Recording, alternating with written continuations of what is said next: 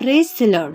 Greetings to you all in the name of our Lord and Savior Jesus Christ. Today's Bible verse, the Gospel according to St. John, chapter 1, verse 12. Some, however, did receive him and believed in him, so he gave them the right to become God's children. ಯೋಹಾನನು ಬರೆದ ಸುವಾರ್ತೆ 1ನೇ ಅಧ್ಯಾಯ 12ನೇ ವಚನ. ಯಾರು ಆತನನ್ನು ಅಂಗೀಕರಿಸಿದರೋ, ಅಂದರೆ ಆತನ ಹೆಸರಿನಲ್ಲಿ ನಂಬಿಕೆ ಇಟ್ಟರೋ, ಅವರಿಗೆ ದೇವರ ಮಕ್ಕಳಾಗುವ ಅಧಿಕಾರ ಕೊಟ್ಟನು. ನಾವು ನಮ್ಮ ಕರ್ತನನ್ನು ಅಂಗೀಕರಿಸಿಕೊಳ್ಳುವಾಗ ಆತನು ನಮಗೆ ಒಂದು ಅಧಿಕಾರವನ್ನು ಕೊಡುವಂಥ ದೇವರಾಗಿದ್ದಾರೆ. ಆ ಅಧಿಕಾರ ಯಾವುದೆಂದರೆ ನಾವು ಆತನ ಮಕ್ಕಳು. ನಾವು ಆತನನ್ನು ಅಂಗೀಕರಿಸಿಕೊಳ್ಳುವಾಗ ಆತನು ನಮ್ಮನ್ನು ಸ್ವೀಕರಿಸಿಕೊಳ್ಳುತ್ತಾನೆ. ನಮ್ಮನ್ನು ತಮ್ಮ ಪುತ್ರರು ಪುತ್ರಿಯರು ಎಂಬುದಾಗಿ ಸ್ವೀಕರಿಸಿಕೊಳ್ಳುತ್ತಾರೆ. ನಾವು ಕರ್ತನವರು, ಕರ್ತನು ನಮ್ಮವರು. ಹೌದು ನನ್ನ ಪ್ರಿಯ ದೇವಜನರೇ, ನಾವು ಕರ್ತನನ್ನು ಅಂಗೀಕರಿಸಿಕೊಳ್ಳುವಾಗ ಆತನು ನಮಗಾಗಿ ಇರುವಾತನು, ನಮ್ಮೊಳಗೆ ಇರುವಾತನು ಆಗಿದ್ದಾನೆ. ನಮ್ಮ ಭಾರತ ದೇಶವು ಗಣರಾಜ್ಯ ದೇಶವಾಗಿದೆ. ಗಣರಾಜ್ಯ ಎಂದರೆ ಅದರ ಅರ್ಥ ಪ್ರಜೆಗಳೇ ಪ್ರಜೆಗಳಿಂದ ಪ್ರಜೆಗಳಿಗಾಗಿ ಆಳುವ ರಾಜ್ಯ ಎಂಬುದಾಗಿ. ಇದನ್ನು 3 ಭಾಗವಾಗಿ ವಿಂಗಡಿಸಿರುವುದನ್ನು ನಾವು ನೋಡುತ್ತೇವೆ.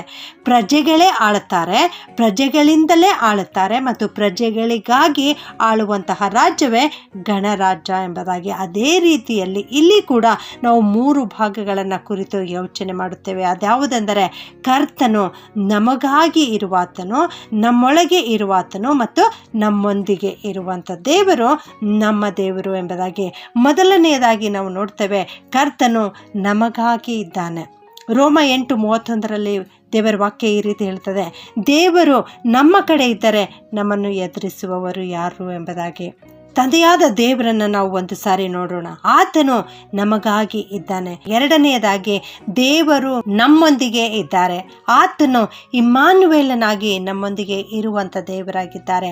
ನಮ್ಮ ದೇವರು ಈ ರೀತಿ ಹೇಳಿದ್ದಾರೆ, ನಾನು ನಿಮ್ಮ ಸಂಗಡ ಇರುತ್ತೇನೆ, ನಾನು ನಿಮ್ಮನ್ನು ಕೈ ಬಿಡುವುದಿಲ್ಲ, ತೊರೆಯುವುದಿಲ್ಲ ಎಂಬುದಾಗಿ ಯೆಹೋಶುವನ ಪುಸ್ತಕ 1ನೇ ಅಧ್ಯಾಯ 5 ಮತ್ತು 6ನೇ ವಚನದಲ್ಲಿ ನಾವು ನೋಡ್ತೇವೆ.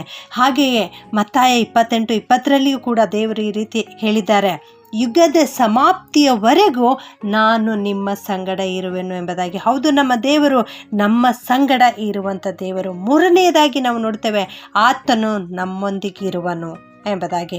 ಆತನೇ ಪವಿತ್ರಾತ್ಮನು. ಆತನು ಪವಿತ್ರಾತ್ಮನ ರೂಪದಲ್ಲಿ ಯಾವಾಗಲೂ ನಮ್ಮ ಜೊತೆಗೆ ಇರುತ್ತಾನೆ. ಆತನು ನಮ್ಮ ಶರೀರವನ್ನು ತನ್ನ ಆಲಯವನ್ನಾಗಿ ಆರಿಸಿಕೊಂಡಿದ್ದಾರೆ. ನಮ್ಮೊಳಗೆ ಆತನು ವಾಸಿಸಲಿಕ್ಕೆ ಇಷ್ಟಪಡುತ್ತಾನೆ.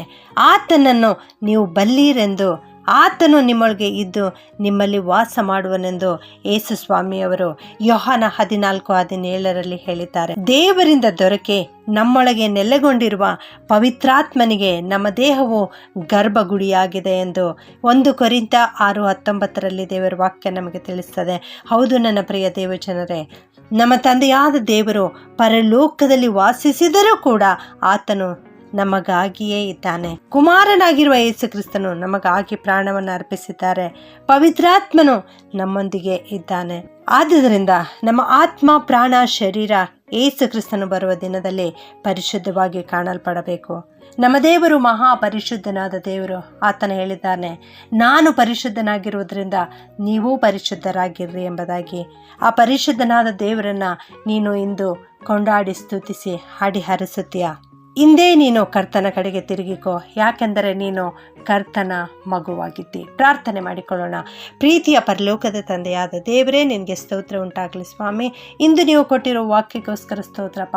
ಯಾರು ಆತನನ್ನು ಅಂಗೀಕರಿಸುತ್ತಾರೋ ಅವರು ದೇವರ ಮಕ್ಕಳು ಏನೋ ವಾಕ್ಯ ಇವತ್ತು ನಮಗೆ ಕಲಿಸಿಕೊಟ್ಟಿದ್ದೀರಿ ತಂದೆಯೇ, ನಿನಗೆ ಸ್ತೋತ್ರಪ್ಪ. ನಾವೆಲ್ಲರೂ ನಿನ್ನನ್ನೇ ಅಂಗೀಕರಿಸಿಕೊಳ್ಳುತ್ತೇವೆ ಸ್ವಾಮಿ.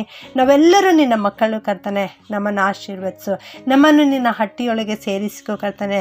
ನಮಗಾಗಿ ನೀನು ಜೀವಿಸುವಾತನು, ನಮ್ಮೊಳಗೆ ಜೀವಿಸುವಾತನು, ನಮ್ಮ ದೇವರು ನೀನಾಗಿದ್ದಿ ತಂದೆ. ಅದಕ್ಕಾಗಿ ನಿನ್ನನ್ನು ಕೊಂಡಾಡ್ತೇವೆ. ನಾವೆಲ್ಲರೂ ಕೂಡ ಪರಿಶುದ್ಧತೆಯ ಜೀವನ ಜೀವಿಸಿ ನಿನ್ನ ಮಕ್ಕಳಾಗಲಿಕ್ಕೆ ಕೃಪೆ ಮಾಡಿ ನಡೆಸಬೇಕಾಗಿ ಈ ಪ್ರಾರ್ಥನೆಯನ್ನು ಯೇಸುವಿನ ನಾಮದಲ್ಲಿ ಬೇಡುತ್ತೇನೆ ತಂದೆಯೇ.